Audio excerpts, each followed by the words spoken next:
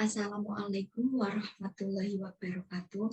Perkenalkan, nama saya Berliana Dwi Safitri, NIM 202111042, kelas 2A Manajemen. Di sini saya akan menjawab UTS dari mata kuliah Bahasa Indonesia. Soal pertama, jelaskan berdasarkan temuan mahasiswa di lapangan, faktor apa saja yang menyebabkan terjadinya kesalahan penulisan ejaan. Berikan contoh kesalahan ejaan yang sering muncul. Jawaban yang pertama, kurangnya edukasi tentang EYD yang benar. 2. Ketelitian dalam penulisan kata. 3. Ingin mengikuti tren yang ada. Contohnya, fotokopi yang seharusnya adalah fotokopi, mie yang seharusnya adalah mie, apotik yang seharusnya adalah apotek, izin yang seharusnya adalah izin. Selanjutnya soal nomor 2. Bagaimana langkah membedakan kutipan langsung dan kutipan tidak langsung dalam proses pengutipan? Jelaskan dan berikan contohnya. Dalam pengutipan dapat dibedakan dari nama pengarang, tahun, dan nomor halaman. Jika kutipan langsung, nama pengarang, tahun, dan nomor halaman di awal kalimat. Contohnya, menurut Pati 5 tahun 2013, halaman 4, mahasiswa dianjurkan sejak awal untuk menentukan metode penelitian. Sedangkan kutipan tidak langsung, nama pengarang, tahun, dan nomor halaman di akhir kalimat. Contohnya, seorang mahasiswa hendaknya harus dapat menentukan metode penelitian. Hamid Pati 5, buku metode penelitian kualitatif, penerbit Bandung Alfabeta, tahun 2013, halaman 4. Soal selanjutnya, apa perbedaan dari biografi dan bibliografi? Jelaskan disertai dengan contohnya. Biografi adalah riwayat hidup seseorang yang ditulis oleh orang lain. Contohnya, Ibu Raden Ajeng Kartini adalah pahlawan wanita yang lahir di kota Jepara tanggal 21 April tahun 1879. Ia meninggal di Rembang pada tanggal 17 September tahun 1904. Sedangkan bibliografi adalah daftar buku yang merupakan sumber rujukan dari sebuah tulisan atau yang biasa disebut sebagai daftar pustaka. Contohnya, penulisan daftar pustaka yang terdiri atas satu atau lebih orang penulis. Soal selanjutnya, nomor 4. Apa perbedaan makna antara kata pukul dan jam jika dilihat dari penggunaan untuk menunjukkan kata pergantian waktu? Jelaskan disertai dengan contoh kalimatnya. Kata jam menunjukkan masa atau jangka waktu yang sering juga kita sebut sebagai durasi. Contohnya, setiap hari Minggu, saya berolahraga selama 1 jam dengan bersepeda di taman.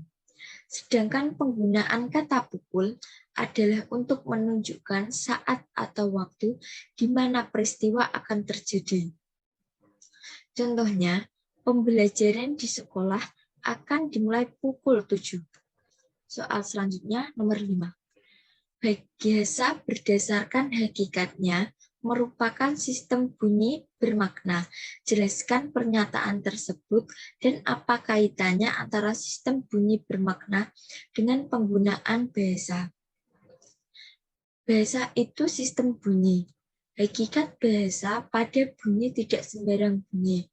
Jadi bunyi yang dimaksud adalah bunyi yang diucapkan dari alat ucap manusia berupa font dan fonem.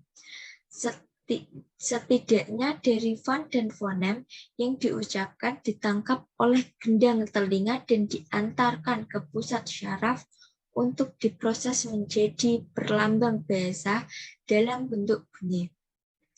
Menurut Kain tahun 2011 halaman 1, Bahasa adalah suatu sistem lambang bunyi bersifat arbitrer digunakan suatu masyarakat tutur untuk bekerja sama, berkomunikasi, dan mengidentifikasi diri. Sebagai sebuah sistem, makna bahasa terbentuk oleh suatu aturan, kaidah, atau pola-pola tertentu, baik dalam bidang tata bunyi, tata bentuk kata, maupun tata kalimat. Lambang yang digunakan oleh sistem bahasa adalah berupa bunyi, yaitu bunyi yang dihasilkan oleh alat ucap manusia. Lambang yang digunakan berupa bunyi, maka yang dianggap primer di dalam bahasa adalah bahasa yang diucap, atau yang sering disebut bahasa lisan. Bahasa merupakan alat komunikasi yang digunakan oleh manusia dalam berinteraksi dengan yang lain. Dalam Kamus Besar Bahasa Indonesia atau KBBI dikatakan bahwa bahasa adalah satu sistem lambang bunyi yang arbitrer yang dipergunakan oleh para anggota suatu masyarakat untuk kerjasama, berinteraksi, dan mengidentifikasi diri. 2. Percakapan atau perkataan yang baik, tingkah laku yang baik. Soal selanjutnya nomor 6. Mengapa sering terjadi kesalahan penulisan tanda koma?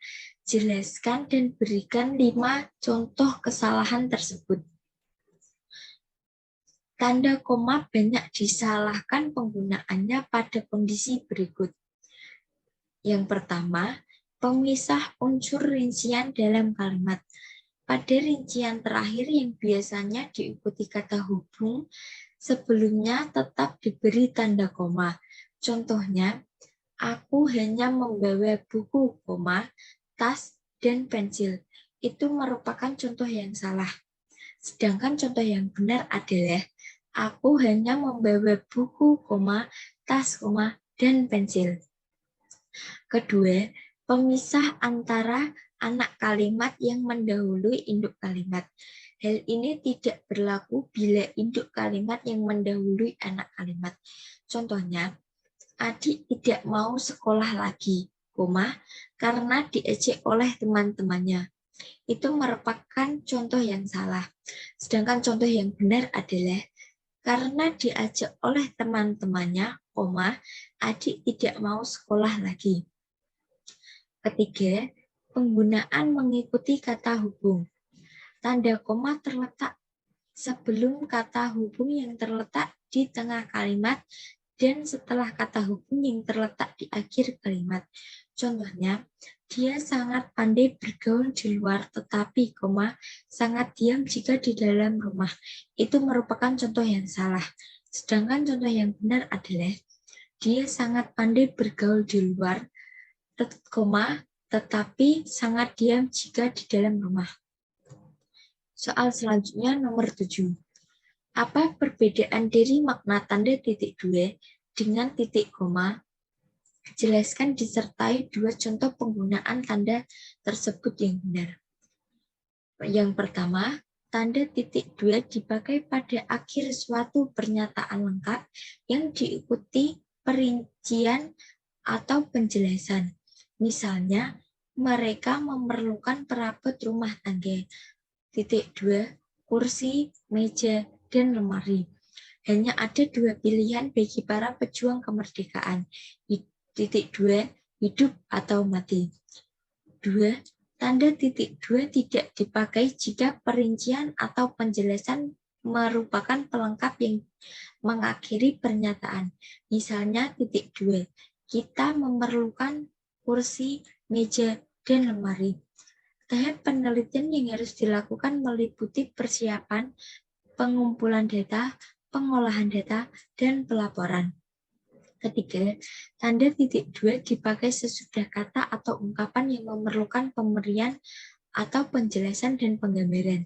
Misalnya titik 2, A. Ketua, titik 2 Ahmad Wijaya, titik koma Sekretaris, titik 2 Siti Aryani, titik koma Bendera, titik 2 Aulia Arimbi. Soal selanjutnya nomor 8. Jelaskan mengapa sering terjadi kesalahan penulisan huruf miring. Berikan contoh kesalahan tersebut disertai dengan pembenarannya.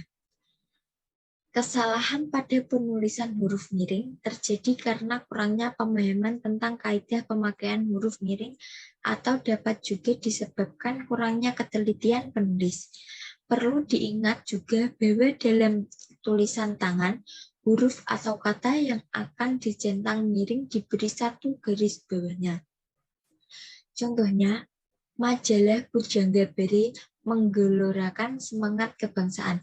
Itu merupakan contoh yang salah karena pada kata Pujangga Beri tidak ada garis bawahnya.